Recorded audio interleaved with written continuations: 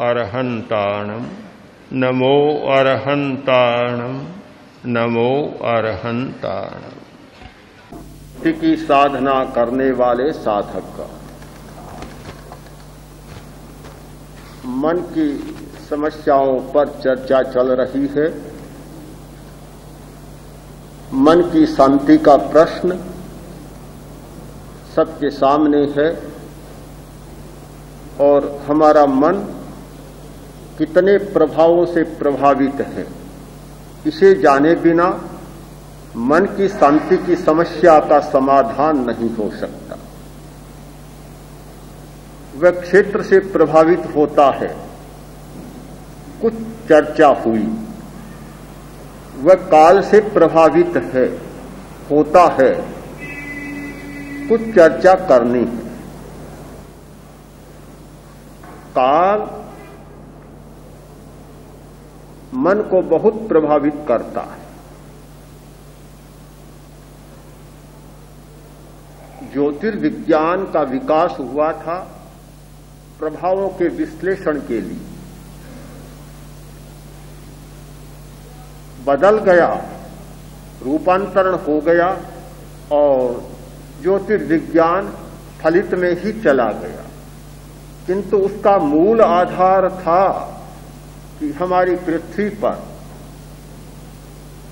पूरे वातावरण पर, वायुमंडल पर, मनुष्य पर, मनुष्य के स्वभाव और व्यवहार पर सौर मंडल का क्या प्रभाव होता है, उसका अध्ययन और विश्लेषण यह ज्योतिर्विज्ञान का मुख्य विषय था। इसमें कोई संदेह नहीं कि हमारा सारा वातावरण अंतरिक्ष से बहुत प्रभावित है। पृथ्वी और अंतरिक्ष को सर्वथा विभक्त नहीं किया जा सकता। पृथ्वी में जितनी संपदा मनुष्य के लिए है तो अंतरिक्ष में भी उससे कम नहीं है। पृथ्वी का प्रभाव मनुष्य पर जितना पड़ता है तो अंतरिक्ष का प्रभाव भी उस पर कम नहीं है। वह बहुत ज्यादा आकाश से प्रभावित होता है।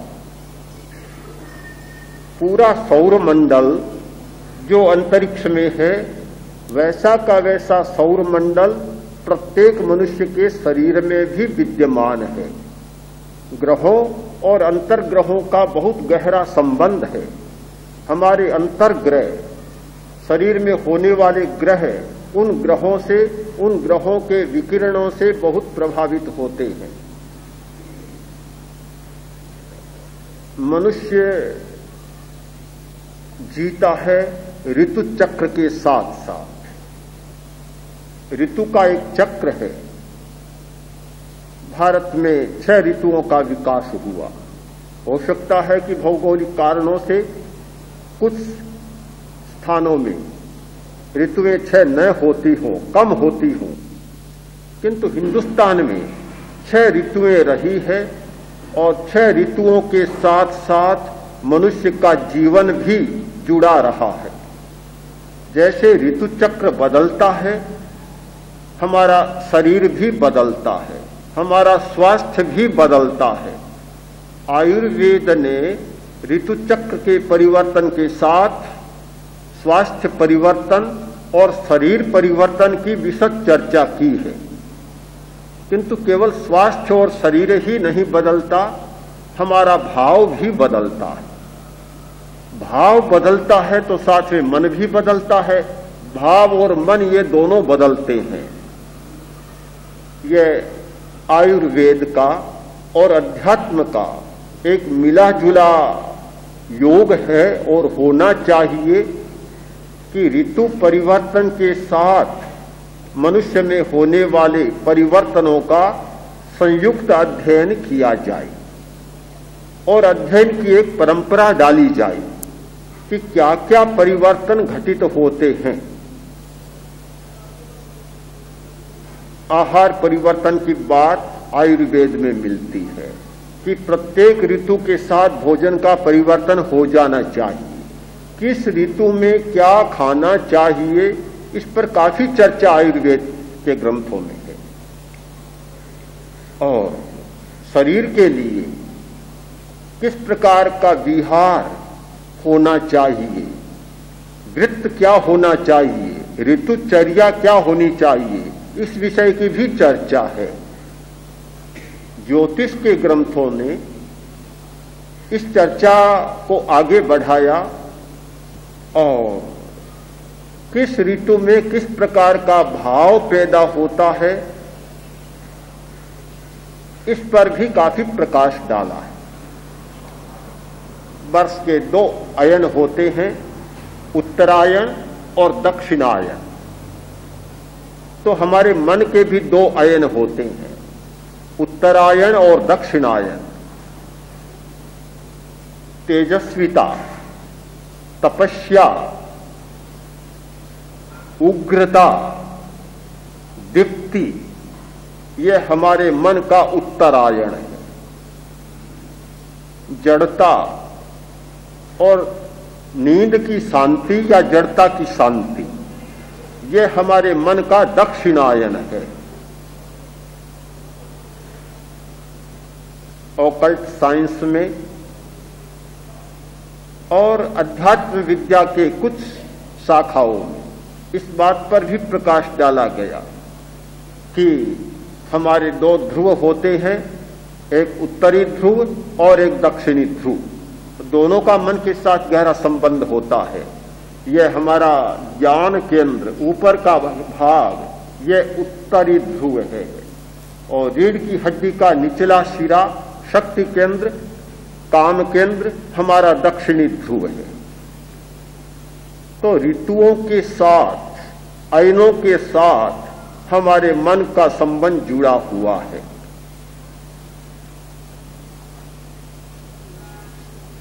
उपाध्याय मेघ विजय ने एक ग्रंथ लिखा, अर्हत गीता।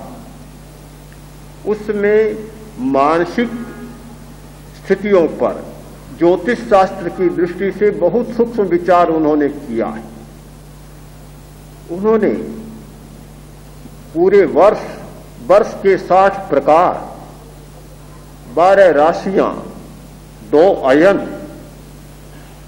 6 ऋतुएं,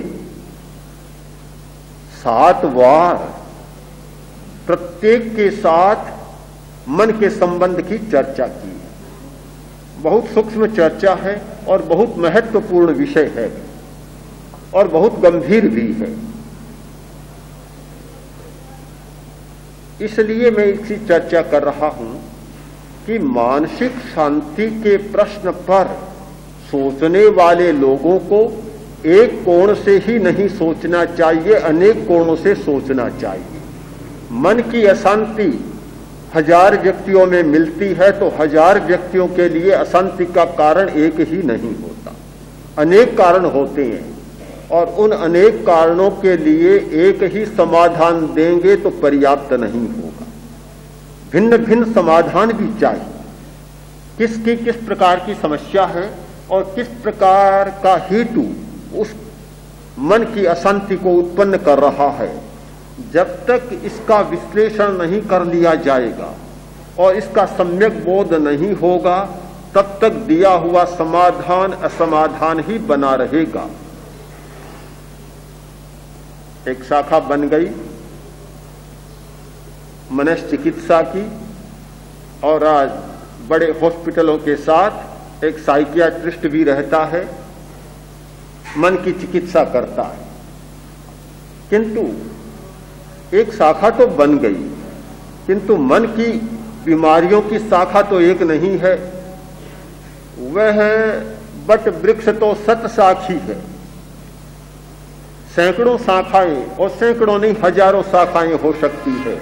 अब एक शाखा से कैसे समाधान होगा, और समाधान तो इसलिए भी नहीं होता कि जो समाधान देने वाला है वह स्वयं ही समाधान प्राप्त नहीं। हमारा अनुभव है, अनेक लोगों का अनुभव है कि जो मनश्चिकित्सक है वह स्वयं समाहित नहीं, अपने आप में उतना ही उलझा हुआ है, अपने आप में उतना ही तनावग्रस्त है, अपने आप में उतना ही मानसिक दृष्टि से बीमार है और दूसरों की चिकित्सा करता चला जा रहा है। स्वयं को समाधान ही नहीं, स्वयं की चिकित्सा ही नहीं, और दूसरों की चिकित्सा कर रहा है। बहुत विचित्र बात है। यही तो हमारी जो विसंगति होती है जीवन की, और आदमी इतना विसंगति का जीवन जीता है जिसकी कल्पना नहीं की जा सकती।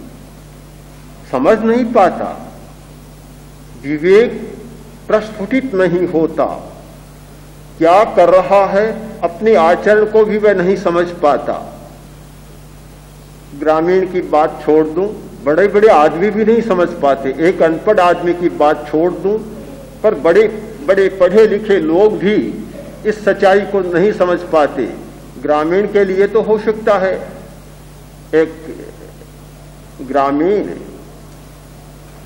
शहर में आया, पूछा पढ़ा लिखा कौन है, तो वहां कोई एक साहित्यकार था, किसी ने बता दिया, उसके पास गया। पुराने जमाने की बात है, जब अनपढ़ लोग ज्यादा थे, गांव में तो कोई पढ़ा लिखा होता ही नहीं।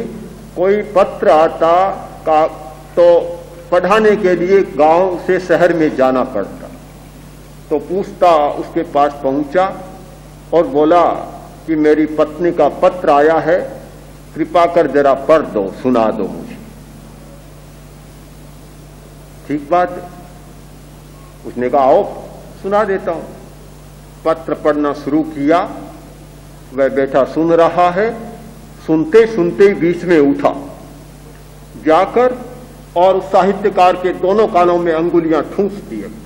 इतनी तेज ठूंसी, ग्रामीण था, अट्टा-कट्टा था, बेचारा सुन रह गया, देखता रह गया कि क्या हो रहा है। उसने ऐसे देखा, बोला माफ करना, माफ करना, मैं जानता हूं आपको कष्ट हो रहा है, पर अपराध कर रहा हूं, पर माफ करना। क्यों? कि मैं नहीं चाहता कि मेरी पत्नी का गुप्त समाचार आपके कानों तक पहुंच जाए।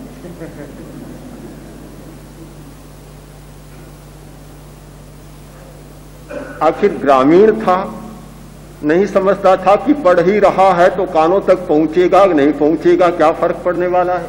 कोई फर्क पड़ने वाला नहीं जब स्वयं पढ़ रहा है। पर इतना उसमें विवेक नहीं था, विश्लेषण नहीं था। वह तो यही सोचता कि सुन न ले, मेरी गुप्त बात है पत्नी की, यह सुन न ले, कानों में अंगुलियां डाल दी। यह विरोधाभास, यह अविवेक केवल एक ग्रामीण में ही नहीं, शायद बहुत पढ़े लिखे लोगों में है। और मुझे तो यह लगता है कि शायद पढ़े लिखे लोगों की समस्याएं, मानसिक समस्याएं और जटिल बन गई। इसलिए बन गई कि अनपढ़ आदमी में उतनी महत्वाकांक्षाएं जागी नहीं। वह कल्पना नहीं कर रहा है कि इतना बड़ा बना जा सकता है, इतना आगे बढ़ा जा सकता है, यह हो सकता है। शायद उसमें उतनी कल्पना नहीं है। किंतु पढ़े लिखे लोगों के सामने बुद्धि की प्रखरता ने इतनी कल्पनाएं दे दी, इतनी महत्वाकांक्षाएं जगा दी, इतने मूल्य बड़े बड़े उनके सामने रख दिए, पूर्ति हो नहीं रही है। तो मन की अशांति के लिए बहुत अच्छी सामग्री है और बहुत अच्छा अवसर है मानसिक अशांति का, मानसिक विक्षिप्तता का। यह तो एक स्वर्ण अवसर है कि महत्वाकांक्षा तो बहुत बढ़ जाए और पूर्ति हो न सके। इससे विकट कोई समस्या नहीं हो सकती। जब तक आदमी की महत्वाकांक्षा न जागे, शायद वह शांति का जीवन जी सकता है। हो सकता है कि विकास का जीवन न भी हो, पर शांति का जीवन तो जी सकता है। महत्वाकांक्षा जाग जाए और उसकी पूर्ति न हो, उस स्थिति में क्या बीतता है वही जानता है या भगवान जानता होगा। कल्पना नहीं की जा सकती। इतनी बेचैनी, इतनी कठिनाई और इतनी परेशानी होती है कि उसकी परेशानी को कोई बता नहीं सकता।